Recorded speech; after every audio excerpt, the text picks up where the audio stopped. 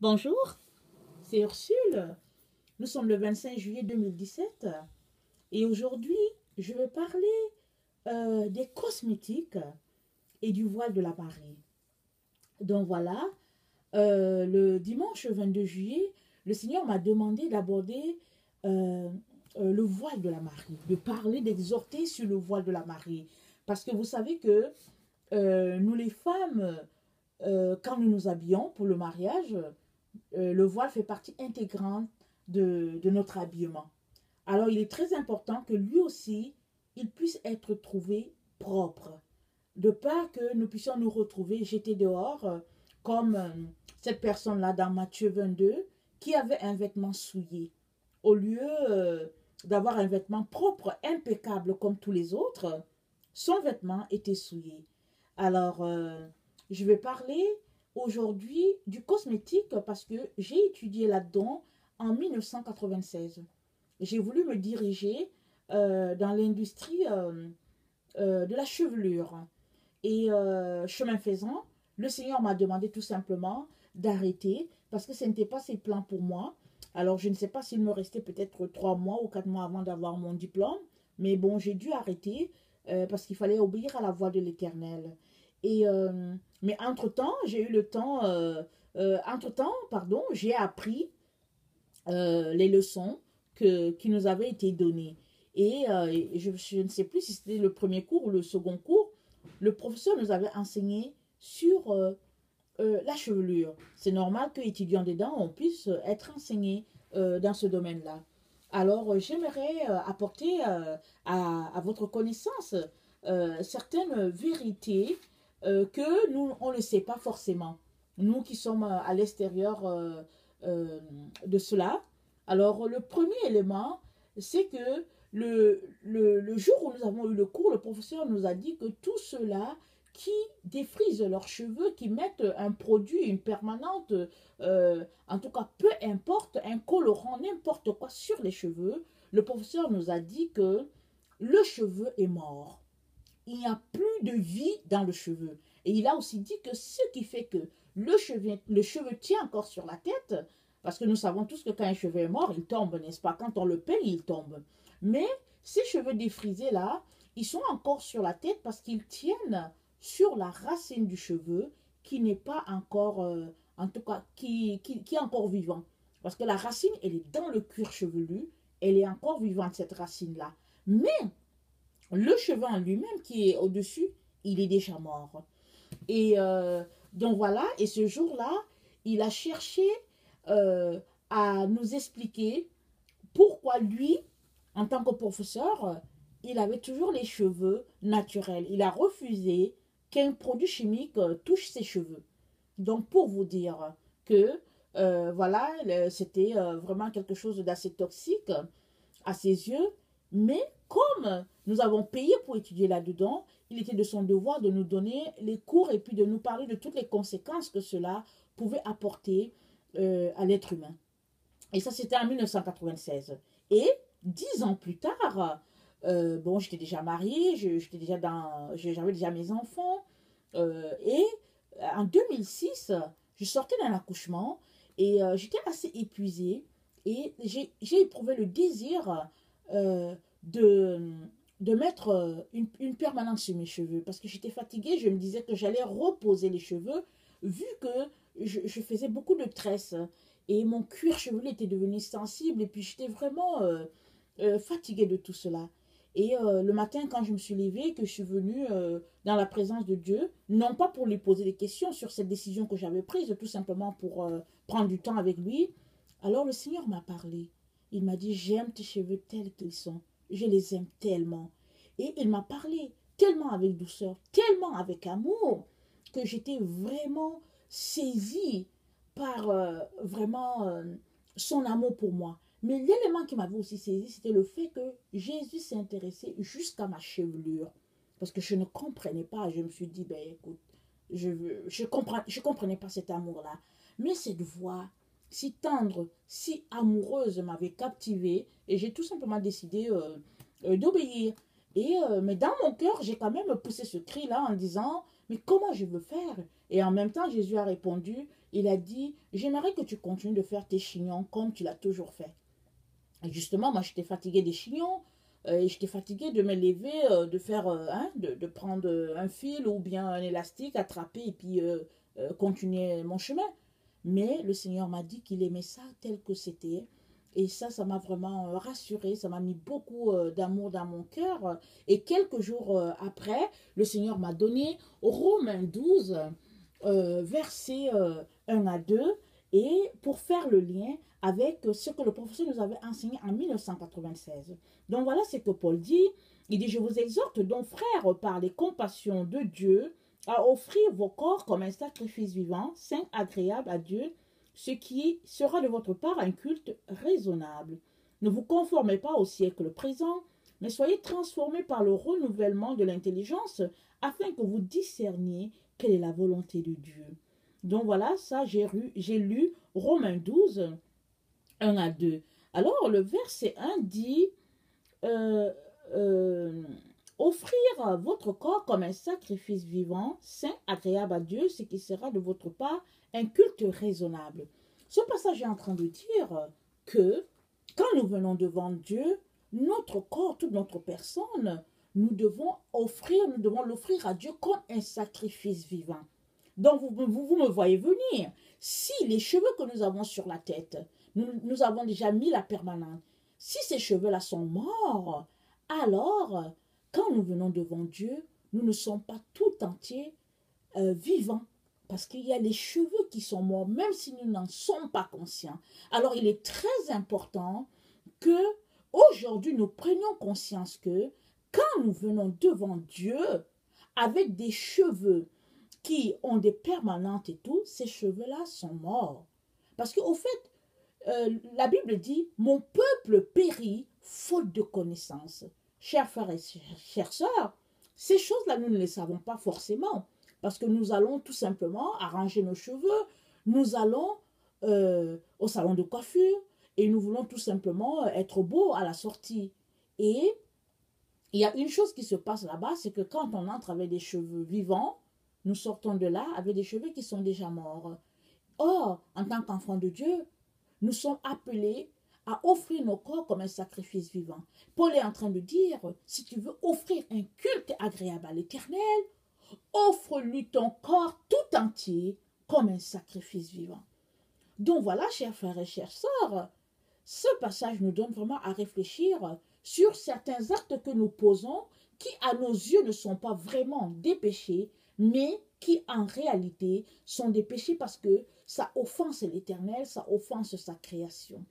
Le deuxième élément que j'ai appris pendant que je suivais ces cours-là, c'est que une fois qu'on met les produits chimiques sur notre tête, nous venons changer le pH de notre cuir chevelu. Oui, ces produits-là, ils ont pour but de changer le pH, la texture de nos cheveux. Et le professeur a dit, c'est rare. Il dit, vraiment, je préfère vous le dire, il dit, ce serait vraiment, il dit, ça va prendre des années et des années pour que une personne qui a mis un produit chimique sur sa tête puisse retrouver la texture telle que Dieu l'a créée. Il dit, quand bien même, tu laisserais cette tête-là reposer, année après année, il dit ça sera difficile, il y aura toujours une différence entre ton premier cheveu naturel tel que Dieu l'a créé et puis l'autre cheveu dont le pH a été transformé et qui peut-être aujourd'hui n'a plus de permanente parce qu'il a dit que ces produits-là fragilisent beaucoup le cheveu et c'est vraiment très nocif pour le cheveu. Donc vous voyez, il n'y a que l'ennemi, il n'y a que Satan qui peut venir détruire ce que Dieu a créé. Parce que quand Dieu a créé, quand il a fini sa création, il a dit c'est bon ce qu'il a fait. Et la Bible dit qu'il s'est reposé le 7e jour. Il a tout fait en 6 jours. Le 6e jour, il a mis là le summum de sa création en créant l'être humain. Adam et Ève. C'est là que Dieu a tout mis, tout. Il a mis parce qu'il avait fait les premières choses pour que Adam et Ève puissent profiter de cette création-là. Alors, aujourd'hui, il se retrouve que ce que Dieu a fait est détruit par l'ennemi de façon subtile, mais c'est détruit. Et nous sommes ces personnes-là qui tombons dans ce piège-là, souvent sans savoir que vraiment, ça c'est quelque chose qui offense l'Éternel. Le troisième élément que j'ai retenu, c'est que notre peau respire.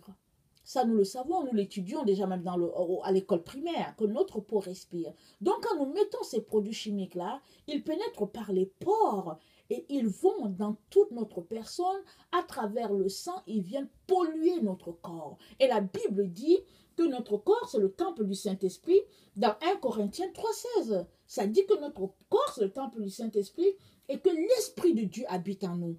Chers frères et chères sœurs, il est très important que nous prenions conscience de ce verset-là. L'Esprit de Dieu habite en nous, ça veut dire que Dieu lui-même est là en nous, parce que nous sommes le temple de Dieu. Et nous ne pouvons pas détruire ce temple-là. Mais malheureusement, nous nous retrouvons à le détruire par les choix que nous faisons en mettant des produits sur nous sans le savoir. Parce que on peut tomber malade. Il y a plusieurs personnes qui aujourd'hui sont malades tout simplement parce qu'elles ont attrapé ça en allant au salon de coiffure, en se rendant beau ou en se rendant belle. Et ces produits-là ont pénétré par les pores et ça a donné autre chose. Or, Dieu nous a créés, il nous a appelés à la sainteté. Corps, âme et esprit. Donc, il est très important que nous puissions tenir compte de cela et puis que nous puissions vraiment honorer notre Dieu en ne pas souillant ce que Dieu a déclaré pur. L'autre élément qui est important de considérer, que j'ai appris quelques années plus tard, c'est Proverbe 16, 31, ça dit ceci: les cheveux blancs sont une couronne d'honneur, c'est dans le chemin de la justice qu'on la trouve. Donc voilà, aujourd'hui, vous le savez bien, vous pouvez attester ça, on ne trouve presque plus de cheveux blancs sur notre chemin. En tout cas, en Occident, on n'en voit presque plus. Pourquoi? Parce que bon, c'est une honte d'avoir des cheveux blancs.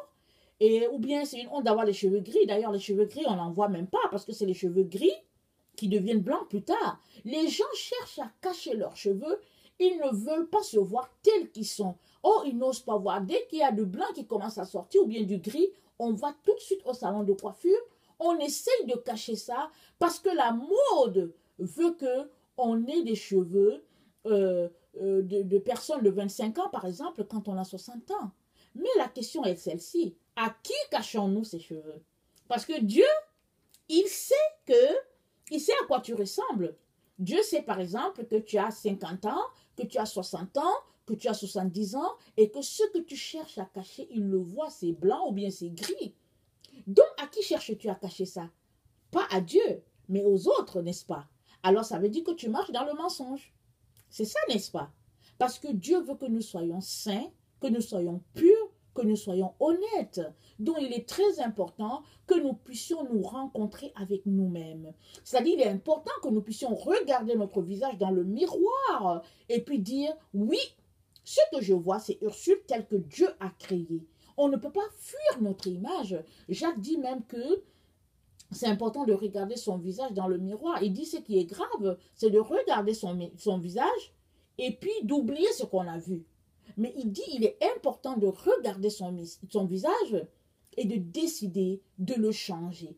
Alors, c'est ça la sanctification. Mon frère, ma soeur, nous ne pouvons pas continuer de nous cacher derrière une image qui n'est pas la vraie image de Dieu. Alors, on devait être à ce stade de notre vie où on devait louer le Seigneur si on a 60 ans. Parce que la Bible dit que c'est une gloire, c'est de l'honneur.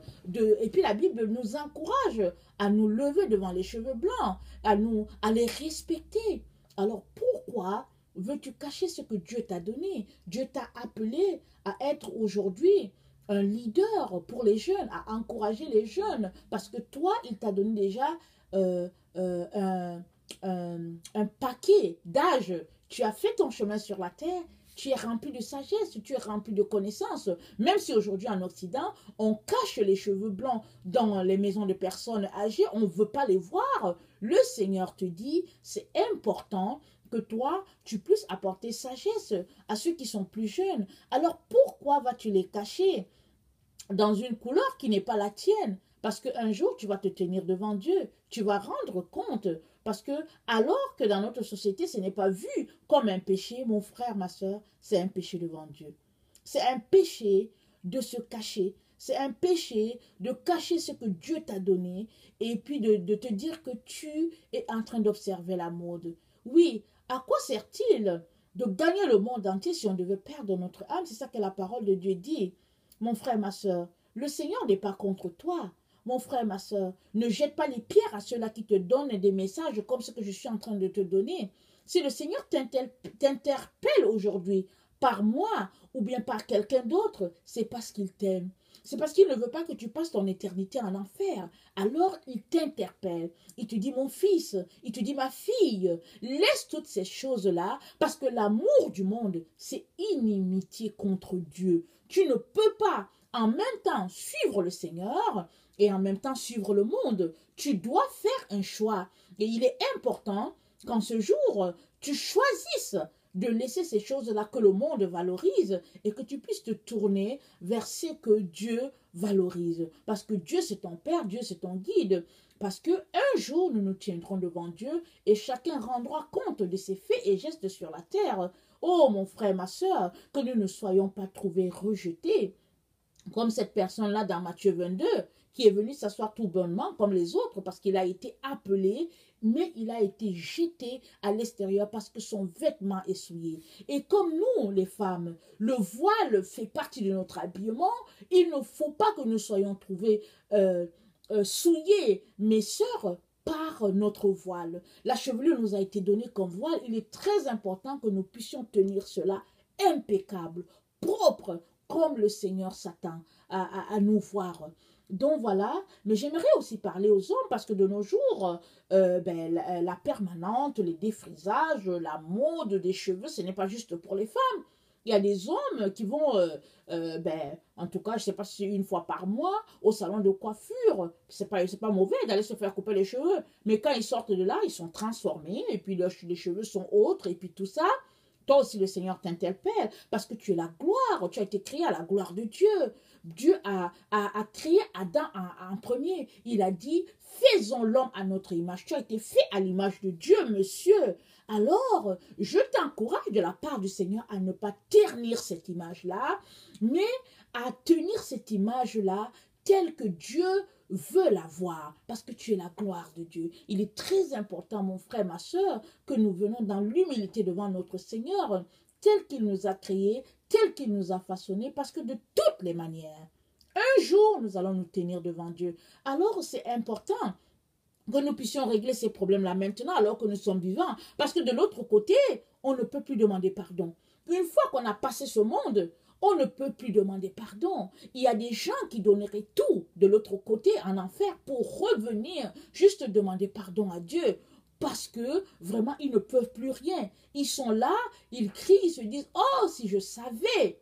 Mais toi, à qui Dieu donne encore la vie aujourd'hui, je t'encourage à aller devant le Père, à le supplier de se révéler à toi sur ces choses-là, et afin que tu sois éclairé. Si aujourd'hui, tu n'entends pas Dieu et que tu jettes peut-être les pierres à toutes les personnes qui te donnent ce type de message-là, c'est peut-être parce que tu les condamnes, c'est peut-être parce que tu ne veux pas entendre, c'est peut-être parce que tu te dis c'est du n'importe quoi. Mais mon frère, ma soeur, je te supplie, au nom de notre Seigneur Jésus-Christ, de ne pas te comporter ainsi. Parce qu'un jour, tu n'auras que tes yeux pour pleurer et puis tes dents qui grinceront de douleur parce qu'au fait, tu n'as pas écouté. Oui, que sert-il à l'homme de gagner le monde entier s'il perdait son âme? Oh mon frère, oh ma soeur, je vous encourage à laisser toutes ces choses-là, à venir devant le Seigneur, à le supplier afin qu'il puisse se révéler. Et Dieu ne manquera pas de te dire la vérité parce que Dieu, il se révèle à toute personne qui le cherche dans l'humilité pour connaître ses voies. Donc voilà, j'aimerais aussi te dire que ce monde passera. Ce monde passera. Aujourd'hui, on a l'impression que, au fait, Jésus va venir. Nous, les chrétiens, on sait qu'il va venir. On a l'impression que c'est encore loin.